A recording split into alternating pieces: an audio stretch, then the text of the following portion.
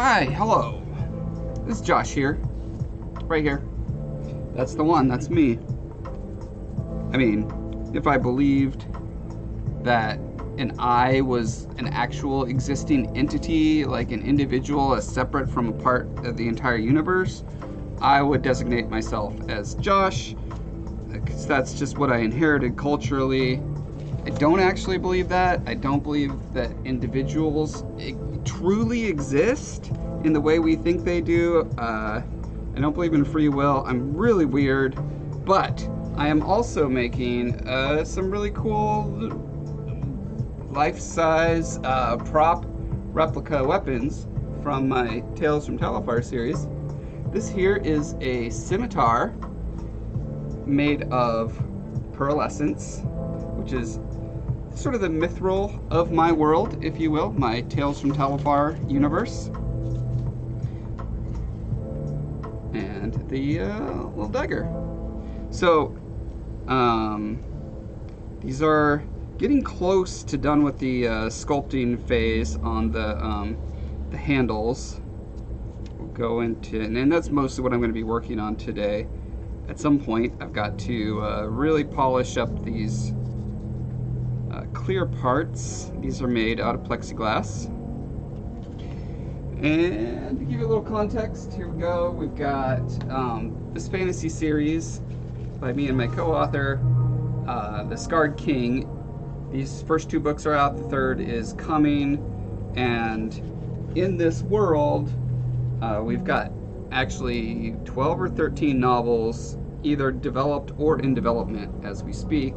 One of the sentient creatures we have here is a Varon, and these are undersea dudes and dudettes The dudettes can exude a substance from under their gills that is essentially an organic epoxy compound. Comes out in a sheet. It's malleable for a certain period of time at which they can sculpt it, mold it, do all sorts of things with it, and then it hardens up, and it's like the most super hard and thus about the most valuable substance on Talifar. It's great for all sorts of purposes, industrial, military, etc.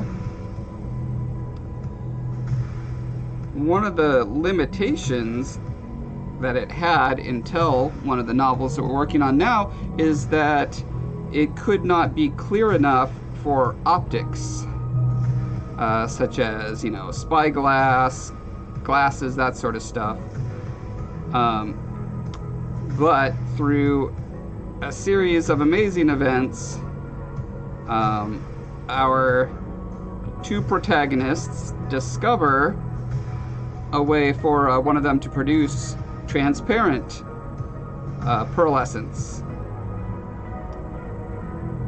which leads to all sorts of amazing things, one of which is this weapon set that ends up going to a character in a subsequent novel.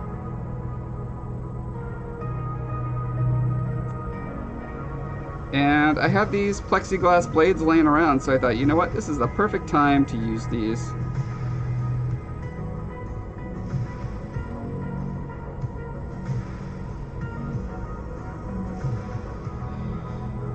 Now I'm imagining when the Veron produce these sorts of things, they're generally in conversation with humans who can tell them what they need, because what they need is going to be different than what a mostly underwater dwelling creature needs. The Veron have both lungs and gills, so they are capable of being on land, but it's not very comfortable for them, and they don't stay up there too long.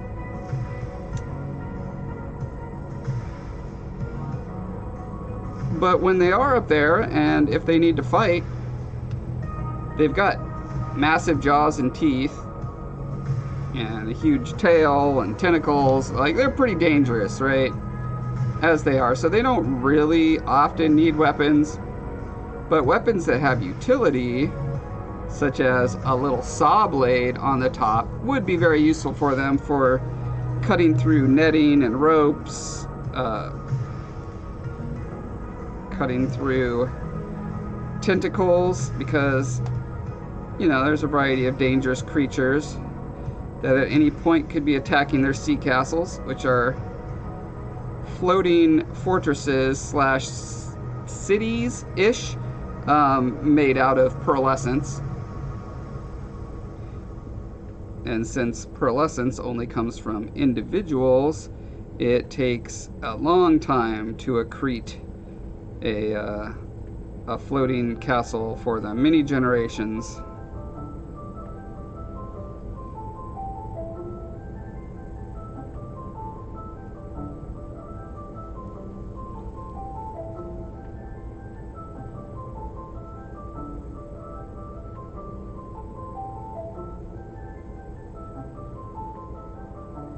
I'm still not sure exactly how I'm going to be cutting these notches out, probably with the Dremel tool.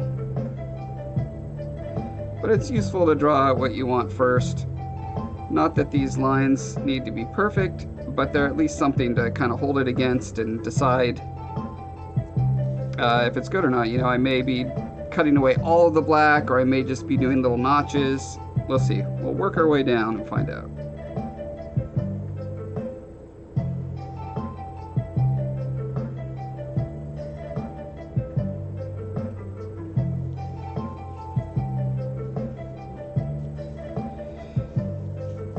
And I'm building these things in multiple pieces, such that it can be taken apart, worked on separately, and reassembled.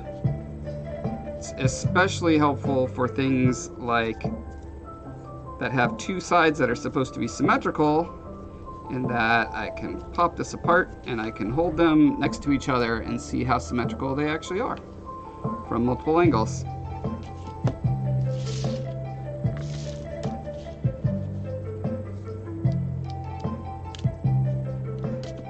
There's just the raw plex there.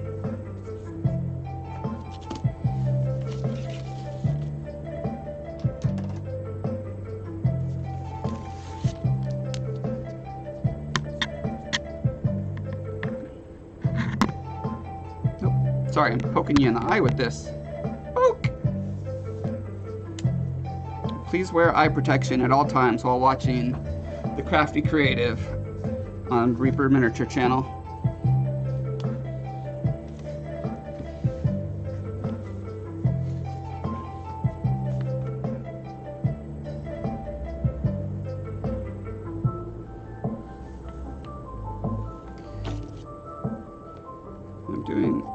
I started marking these out the other day, and I'm looking at it compared to these, and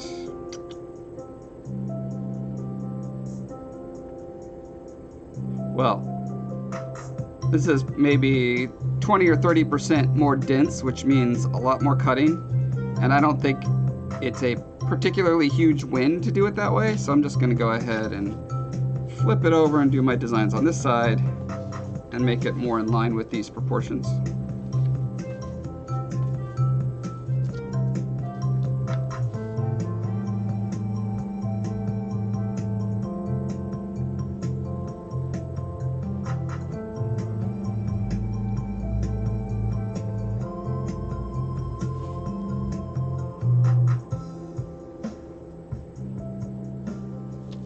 Oh yeah, if anyone has any questions, please don't hesitate to ask. I love talking, and I love talking to people, and I love answering questions. And that reminds me, I need to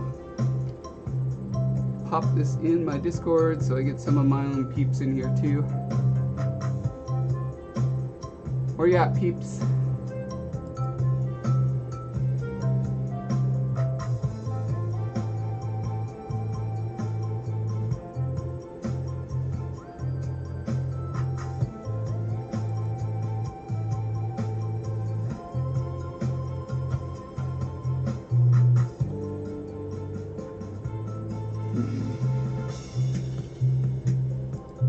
Okay. Back at it.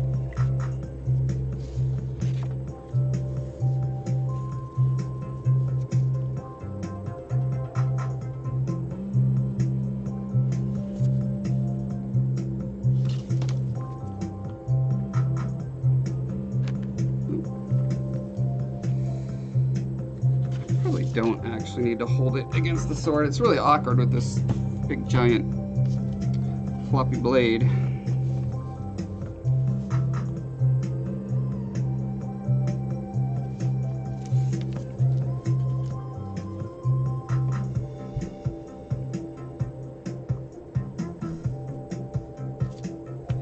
This particular material is called epoxy clay, and it's pretty tough, but this is a very thin little bit, so I'm a little worried that as I put these notches in it, I threaten to snap it in half. So I'm not wanting the notches to go down too far. I honestly don't know how far I can push it.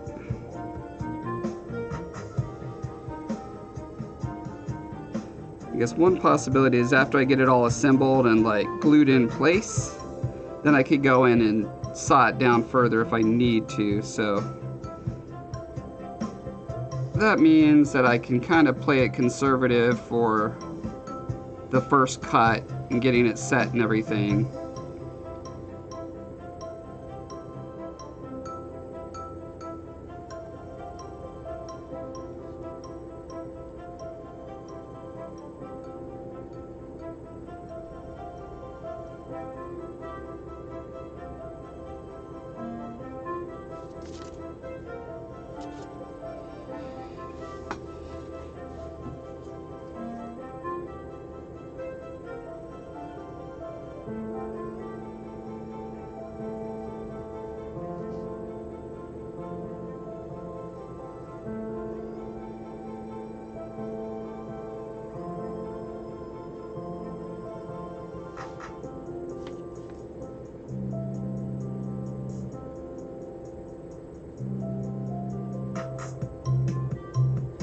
Also, if you want to just let me know about your day, how it's going, stuff you've been playing or watching, building, anything.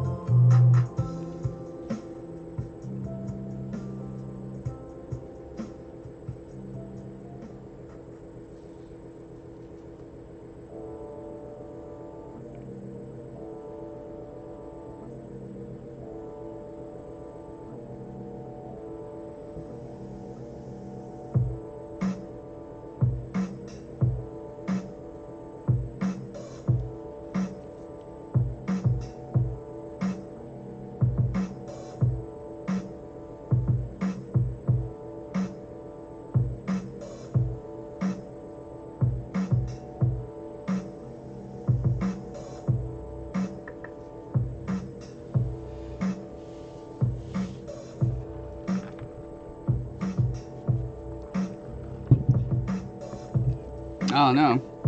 2 hours of chemical spill traffic. That sounds less than fun. When they get back, make sure that they have not gained any super powers or villain powers. Like, it could become a Toxic Avenger or they could turn into the Joker. You just never know.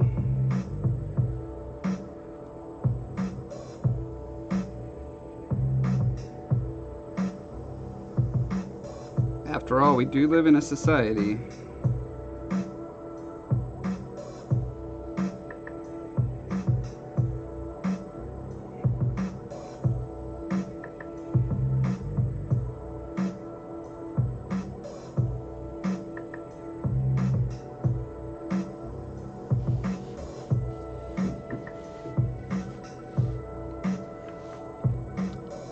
Lie. Ah!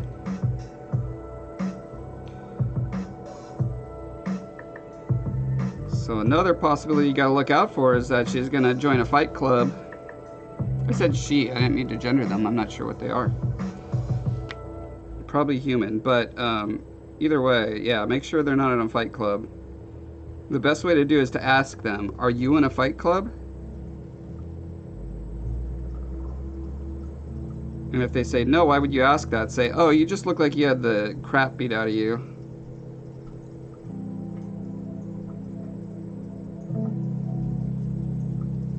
Pro tip to find out if a coworker is in a fight club.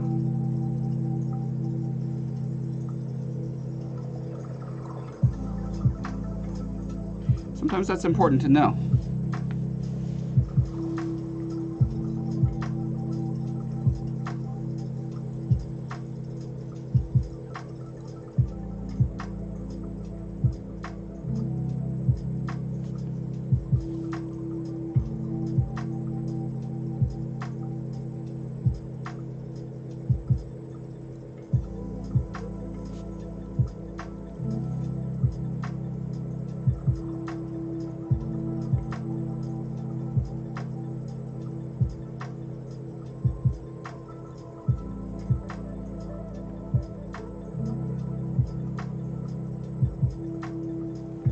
Okay. It's ready to be cutted.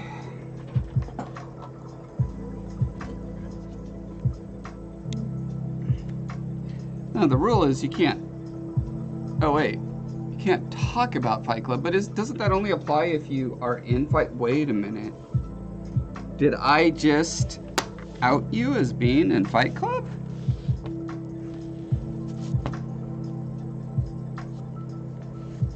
I hope they don't do anything awful to you as a result of getting outed.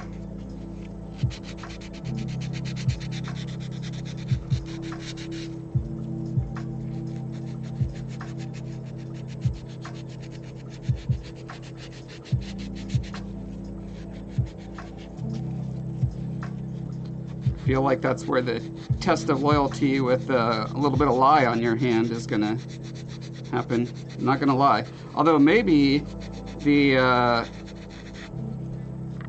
spill means that they won't have the lye they need to do the loyalty test.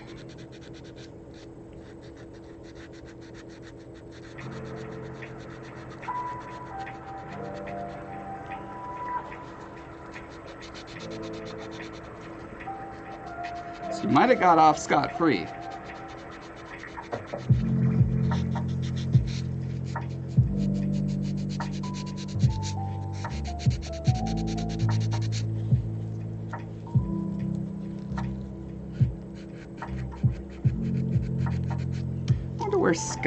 Where did the name Scott come into that phrase? Who is this Scott and why are they so free? How did they get free? Why is freedom named after them? Like, I could see if the Braveheart guy's name was Scott, but I don't think it was. Scott Scotsman? What if that was his name?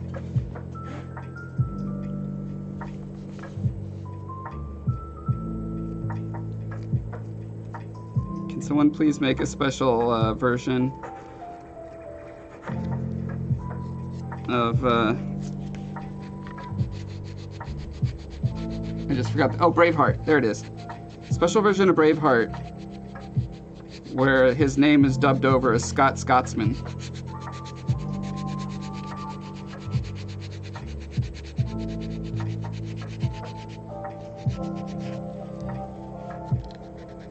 You had a friend whose last name was Scott? I tried really hard to get a good middle name. Great.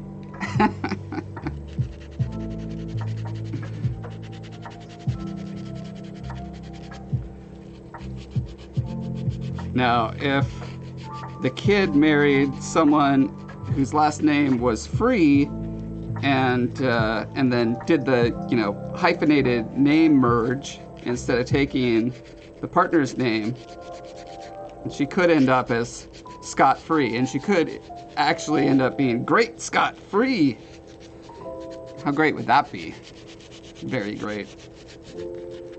Alexander levels of great, if you ask me. Now, why isn't it Alexander free? Oh, no, we're talking about Scot-free. Never mind. Too many jumps of association there. This is how the creativity happens, folks. How the sausage is made.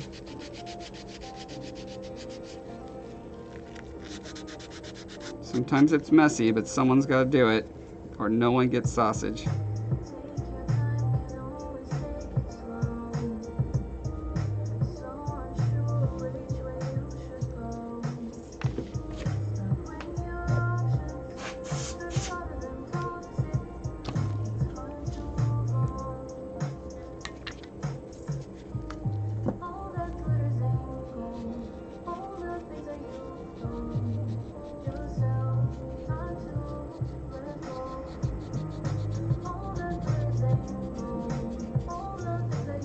One of the great things about working with epoxy sculpt or epoxy clay, practically the same product, is that you can block stuff in and then carve it and sand it to get it like really perfect.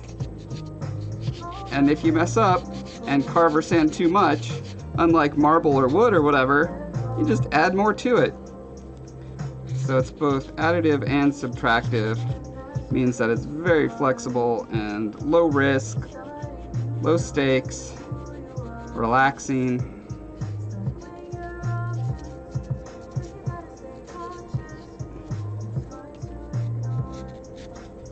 I do not understand how people do purely subtractive sculpture. Like wood and stone carving, just feel like I've never done it myself. And the reason is because it just seems so stressful. One mistake, and what do? I imagine they improvise a lot.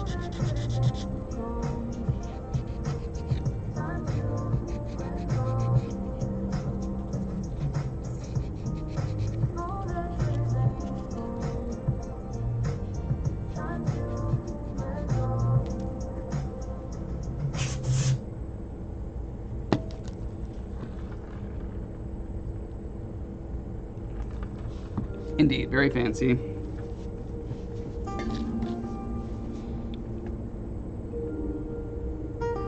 The way I'm doing it for the marble looking product in my shop is that, you know, I 3D printed it, did a little sculpting with epoxy sculpt, mold, cast, and then you paint it or cast it with streaks in it, and it looks like marble that way. Cheater's marble.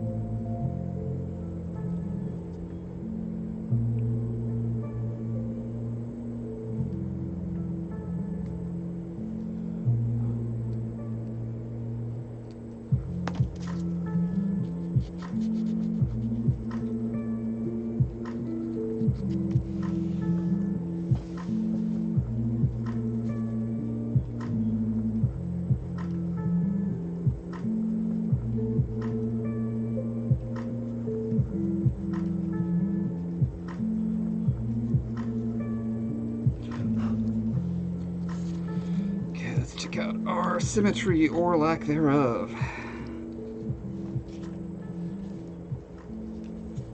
So these little nostrils are super asymmetrical.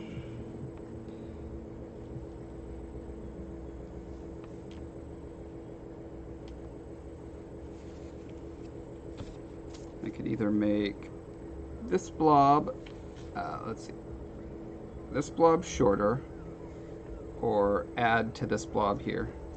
Generally it's easier to add depending on how set your epoxy clay is. In this case, this side has been set for a couple days, so it's pretty much at maximum hardosity. So I think I'm going to go with the additive on this side.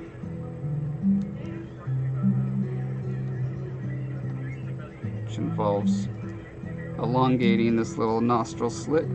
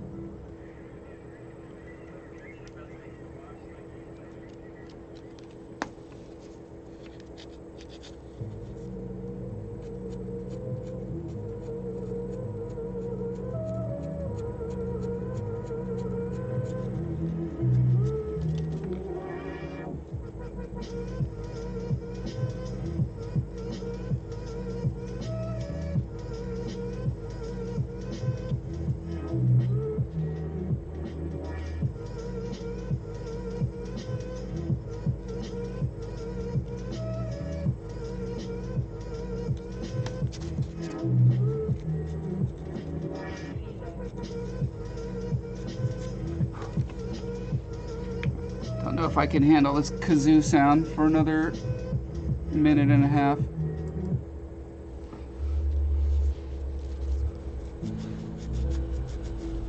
It was like a funeral kazoo. You know, the kazoo that you take to funerals to pep people up and make them feel better. It never works, it always backfires. Yeah, for some reason, we're all taught from a young age, whenever you go to a funeral, take your funeral kazoo and play along with the dirge. Never works.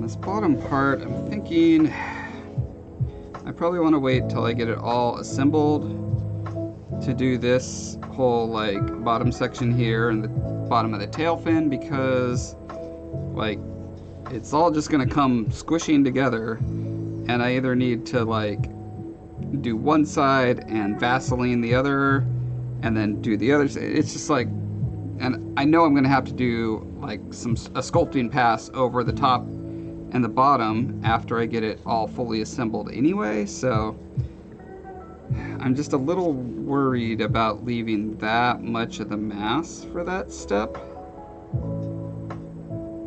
On the other hand, I just think it's wasted time to spend a lot of time on this bottom part. I do feel like his little, is it dorsal fin? All right, that's it. I'm looking it up. I've said this like 300 times now.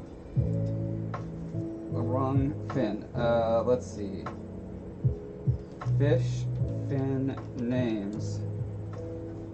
Okay, the one I'm looking for is, oh man, I'm really glad it's not the anal fin.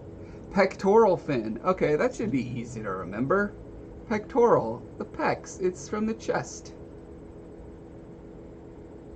Okay, dorsal is on top. Ventral or pelvic fins are the bottom front. Anal is right where you'd expect it, and pectoral are the little sides.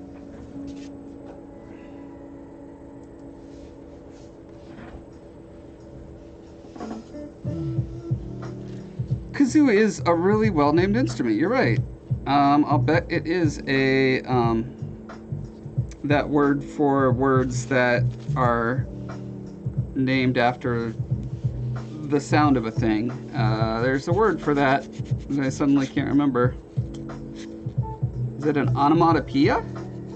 No, that doesn't. Oh, wait. Okay. You're making me look things up. Stop giving me homework.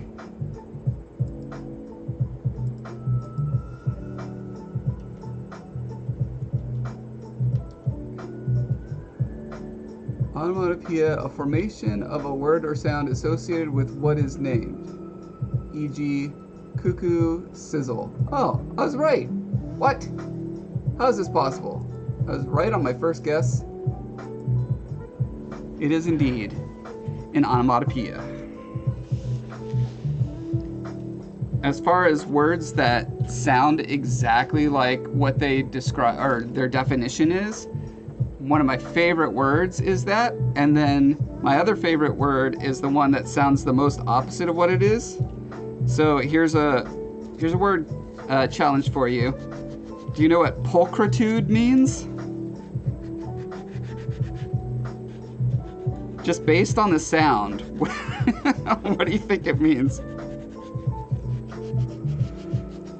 It is an attribute. Someone can be said to be pulchritudinous, or to have, to be full of pulchritude.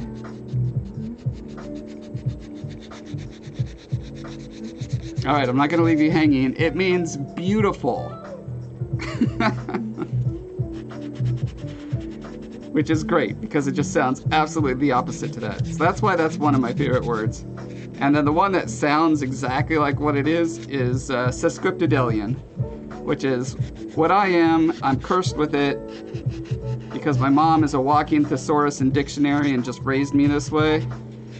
A sesquipedalian is someone who uses overly long words.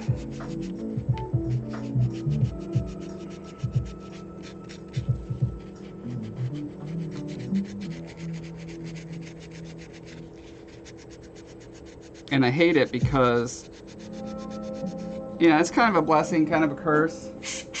It's a blessing in that some people think, oh wow, what a smart guy. But then just as many, if not more people think, what a pretentious a-hole. Why does he use all these big words when he doesn't need to? And the fact is, it is literally harder for me to talk with less bigger worders. I have to think harder to use more common words than to use the big, $10 words. It's very annoying.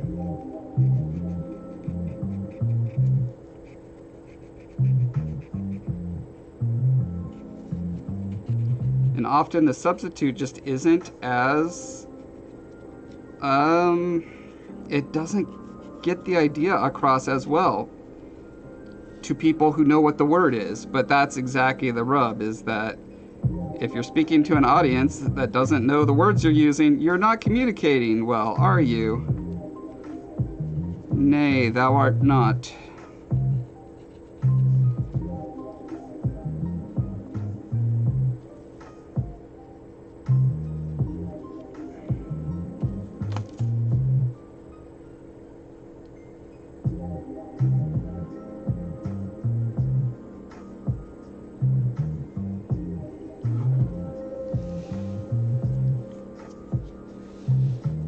Zebra words.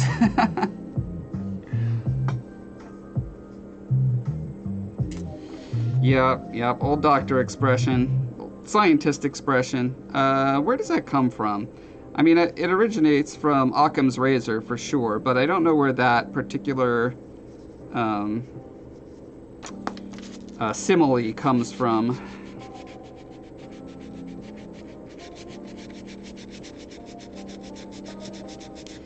My wife has a disease called EDS, and they call themselves zebras because it's rare enough that a lot of doctors and medical professionals just really have no idea of what it is and how it affects their comprehension and diagnosis of patients with EDS.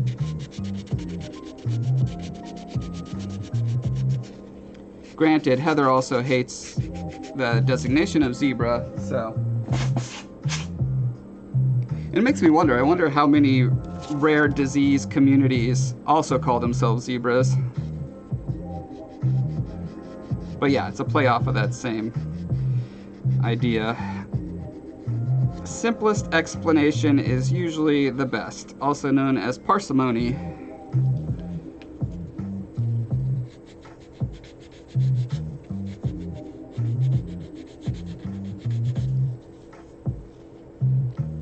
You had a friend with EDS?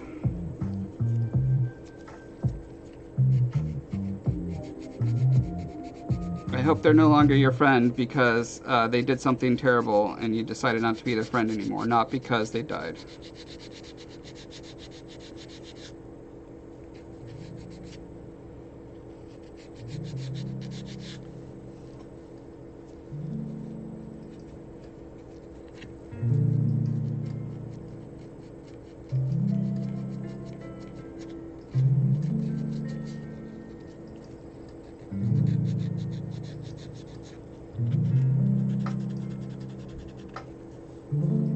Lost touch, yeah.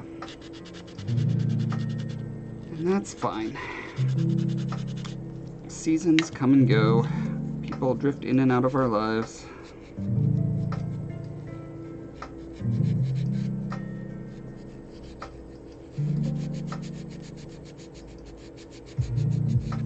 It's funny, I had a friend like that I worked with like 22, 23 years ago. Recently, I know why it happened, right? I was interviewing him because I'm working on a documentary about a game that we worked on together in the early 2000s that got canceled. And it was great to be able to interview him because he's kind of a big name, quote unquote. He was the narrative director for Fallout New Vegas and Horizon Zero Dawn. But it was really like, I did the interview with him and we just had really pleasant conversations and then just decided to make it a regular thing. And so we have a Skype or a Zoom call every week or so where we talk about philosophy and art and writing and story structure. Good times. It's always fun to reconnect with old friends.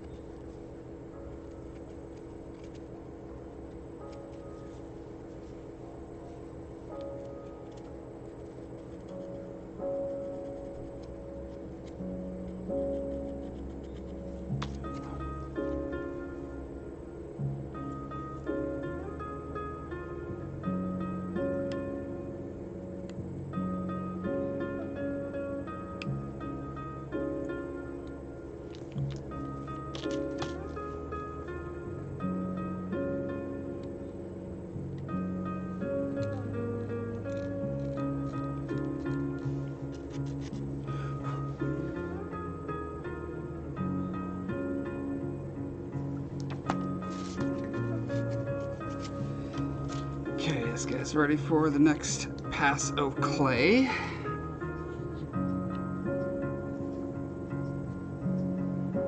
Which I think is just a little bit of nose work. What else? Probably even out this line that goes down there. It's kind of a cheekbone line, but then it goes up into this fin. Like, I'm kind of unhappy with how it goes down. There's a bit of a kink in it, and then it hits that fin, and then another kink and goes up. I'd rather it became just like one smooth flowing line. I don't mind this one because it feels like a cheekbone, but I'm not a fan of that one. Let's see how Big Boy's doing here.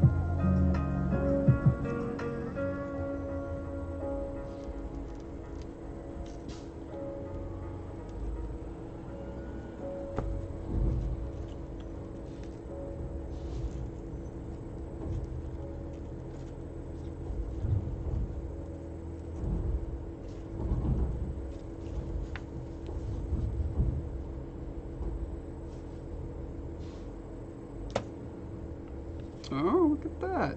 Okay. Yeah, something about the process I'm doing, and I haven't been able to put my finger on it. I think I was talking about this last time. Something is causing these little fractures in my plexiglass, and I'm not sure what. Oh boy, this whole thing is kind of collapsing. Interesting. So I could sculpt around it. I could just like, you know, I could try to glue it back together. I could just leave that off and like, oh man, yeah, this is getting tricky. And just like sculpt the tip down to cover that. But if I glue it back together and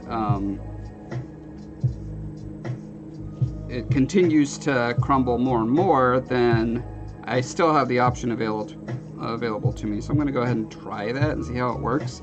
I'm trying to think if super glue is the best option. I think it will be, because that's pretty transparent and pretty thin. And this should be a perfect, oh, you know what? I actually kind of want to get a shot of this.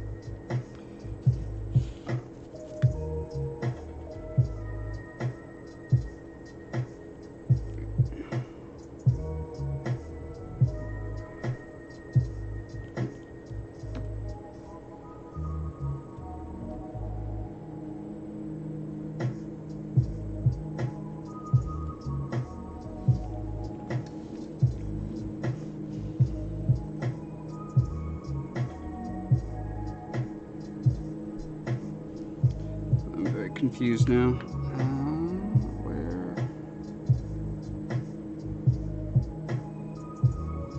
How does this fit? Oh, there we go. Okay, it goes that way.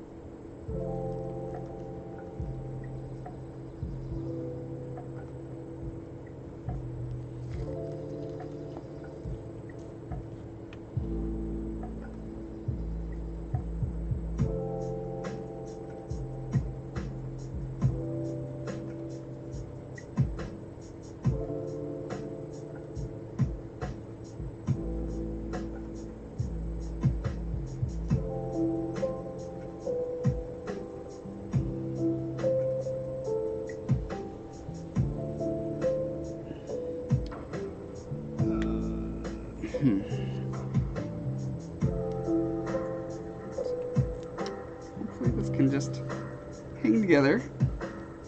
Put it aside for a bit.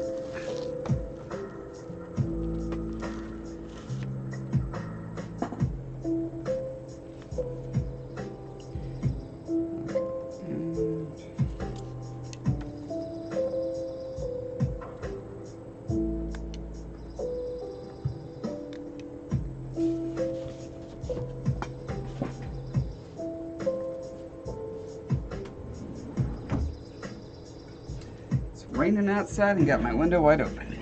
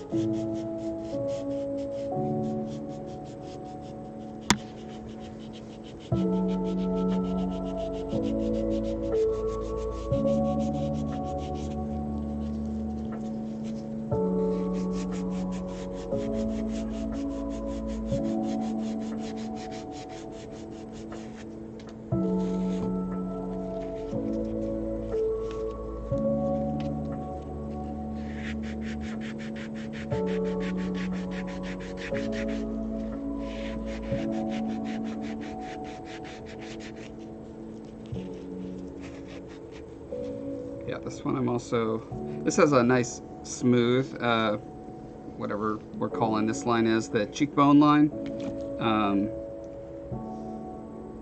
But it's got all sorts of little dings and wobbles in it, so I could like sand it down precisely or just put like another thin layer over it, and that probably gives me a chance to, as long as there's no bulges sticking out of it, it lets me kind of reestablish the flow line there.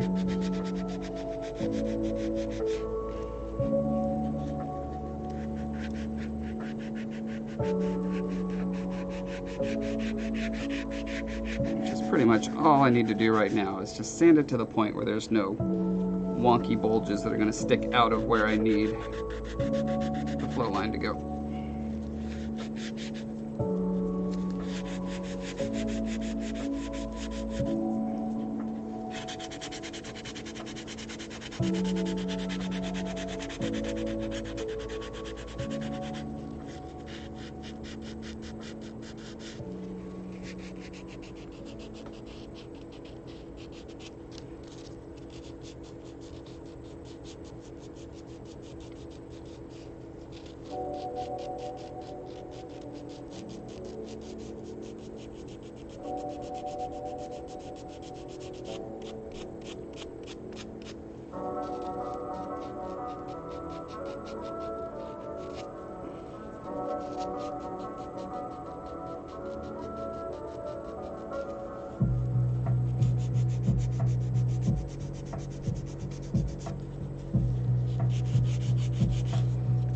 I do want the same sort of fan structure coming out here. Like in this case, I've got the tail underneath this top fin thing here, but I don't think that's going to work for here. I'm going to make them coming out from under. So what I may do is flare this part out a little bit, I think. Because it's the pommel of the sword, so it's not going to interfere with grip, right, to add some thickness to it here.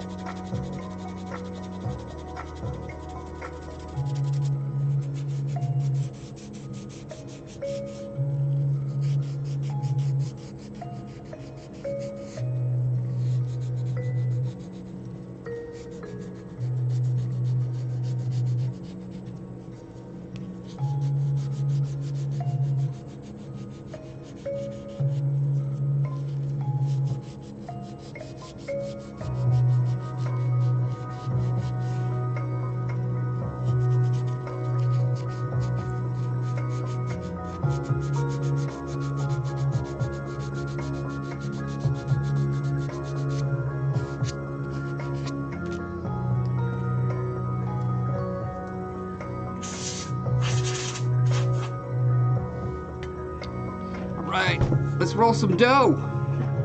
That's what the kids say these days.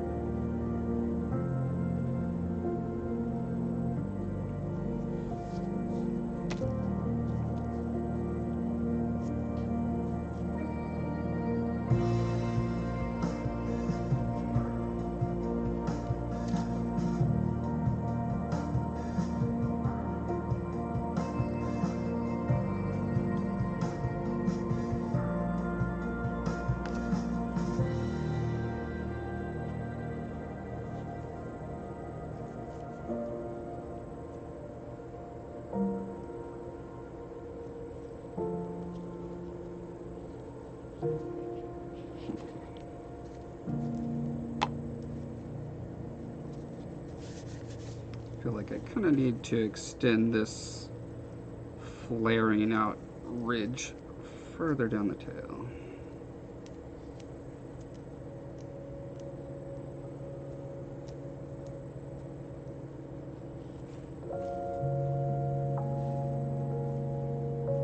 It's always easy to end up with a nice flowy line from one perspective, and then you turn it and it's like, oh, it's all wibbly wobbly the other way.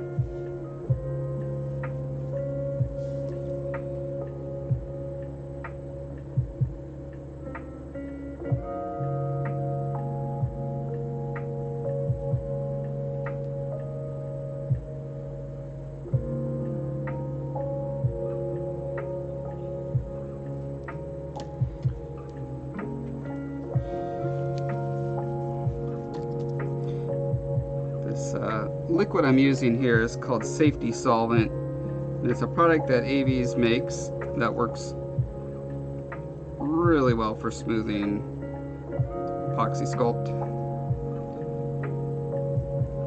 You can use water, but this is better. So when you put it on a brush, as long as the brush is a little bit stiff, it can help sort of smooth and direct the lines.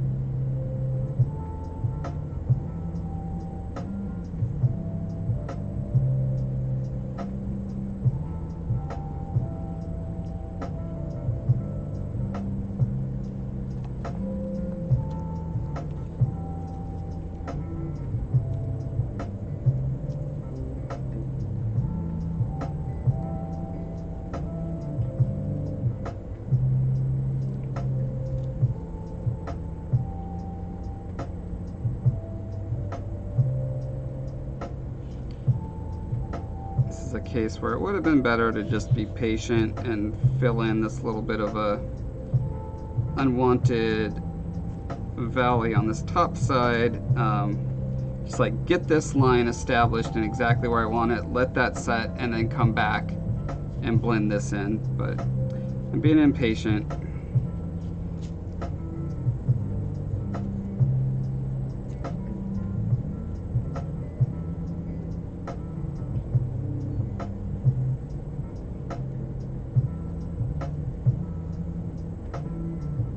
I think in almost every situation like that where I get impatient, I'm like, well, I could save a step if I could get this part in as well. It ends up making just more cleanup work later. So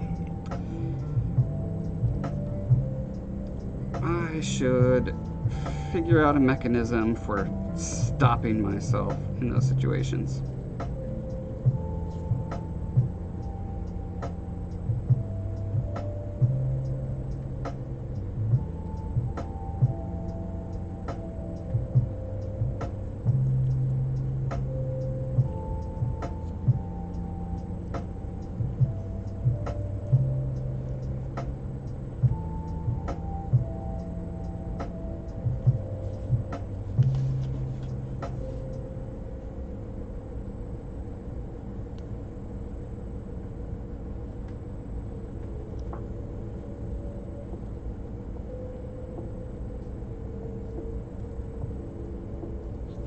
Really loving that line right there. That's a nice swoopy swoop. Whoosh.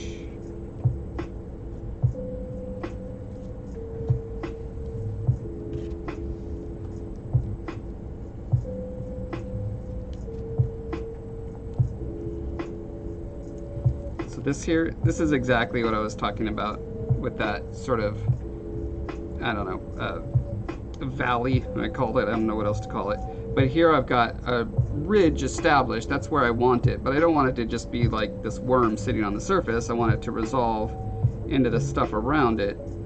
So now that this part's hardened and not going anywhere, I can easily press this material in to get a nice slope exactly the way I want it, without having this like distorting and having to go back and forth to get it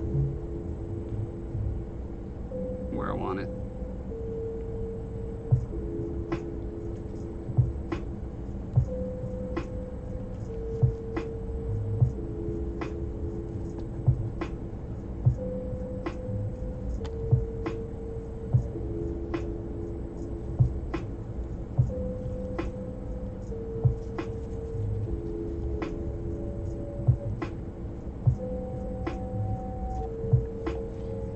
It's like the first pass or two you're doing, you're establishing the landmarks, and then after those landmarks are established, you go in and you resolve any awkward intersecting areas.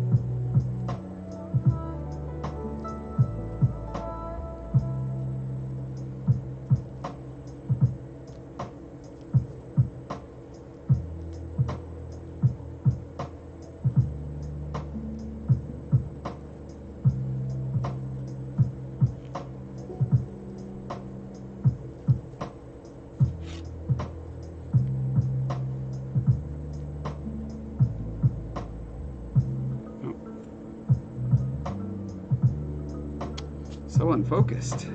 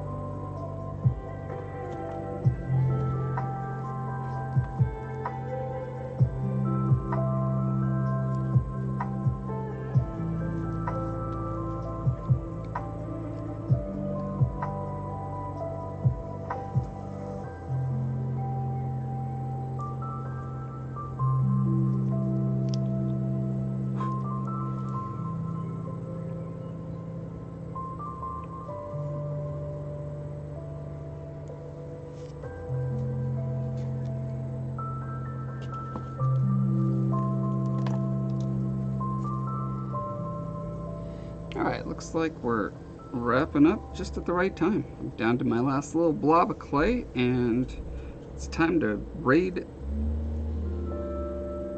a cool streamer, I guess. You know, someone who streams cool stuff. What do you say, gang?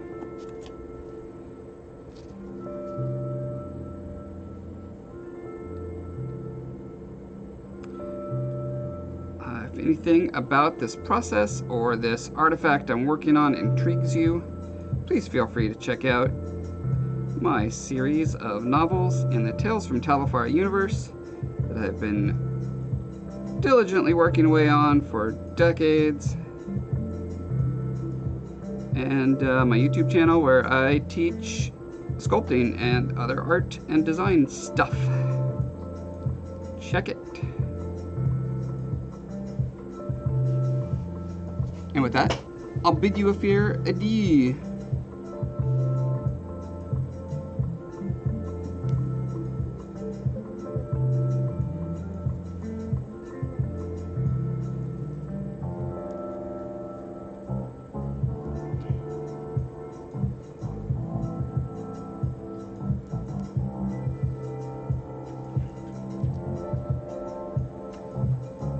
Thank y'all.